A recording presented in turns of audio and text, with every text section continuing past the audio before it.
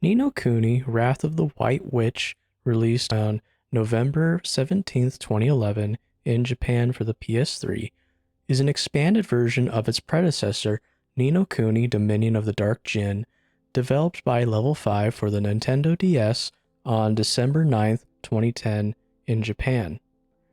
It both remasters the game, keeping the original story, and it expanded it beyond the original story to add additional bosses, content, and new animations. The story gained prominence for its innovative use of Studio Ghibli graphics with new animations and storytelling. Here's a summary. Ni no Kuni tells the story of Oliver, a young boy from Motorville. While testing a new car built by his friend Philip, Oliver nearly drowns but is rescued by his mother, Allie, who tragically dies soon after from a heart condition. Overcome with grief, Oliver's tears magically bring his doll to life, revealing it to be a fairy named Drippy. Drippy explains that he hails from another world ruled by a dark wizard, Shadar, and reveals that every person in Oliver's world has a soulmate in his own. He also notes that Oliver's mother bore a striking resemblance to Alicia, a powerful sage who was imprisoned by Shadar. Believing Alicia to be Allie's soulmate, Oliver embarks on a journey with Drippy to the other world, hoping to save Alicia somehow and restore his mother's life. In the other world, Oliver encounters countless people whose hearts have been shattered by Shadar's influence.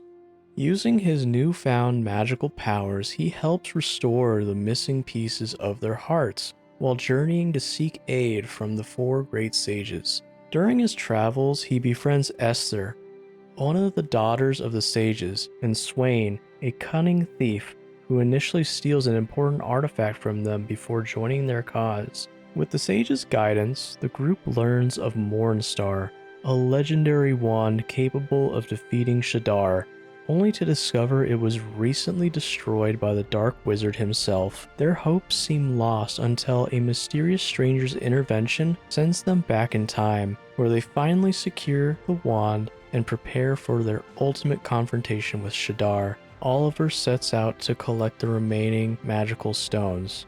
He battles Ipap in the Vault of Tears at Shipwreck Shore to claim the Moonstone, overcomes Saborius in the Glittering Grotto on the Winter Isles for the Starstone, and finally defeats Captain Crossbones at the Black Purpose ship to secure the Sunstone, each victory bringing him closer to his ultimate goal. Along the way, Oliver handles errands as a form of a side quest. Some notable side missions that are archetypal of the over 100 that exist in the game include the Golden Slate errand, references Rumpelstiltskin, a fairy tale, and attempts to resolve it peacefully to some success. Another type of common quest is helping the Heartbroken Folks, which focuses on processing grief and fixing broken folks by mending their hearts with emotional attribution. Upon returning to the present and securing the 3 magical stones needed to restore Mornstar, Oliver makes a startling revelation.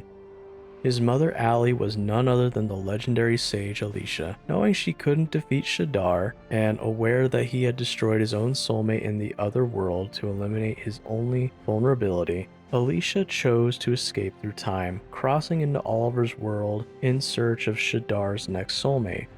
There, she built a new life and gave birth to Oliver, unwittingly binding him as Shadar's new counterpart. After Oliver triumphs over Shadar, the fallen wizard's tragic history comes to light. Once a compassionate soldier, he disobeyed orders to save a young girl, only for his homeland to be razed as punishment. Consumed by grief, he succumbed to the whispers of the White Witch, transforming into a dark entity known as Shadar.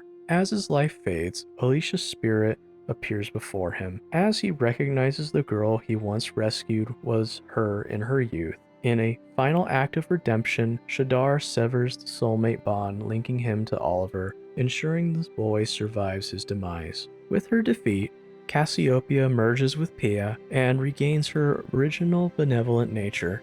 Working alongside Oliver and his companions, she helps eradicate the lingering remnants of the Zodiarchy, the final echoes of her treacherous counsel. Humbly vowing that she would spend a life atoning for past misdeeds, Cassiopeia embraces her second chance. As peace is restored, Oliver shares heartfelt goodbyes with his friends before finally returning home to resume his ordinary life in Motorville.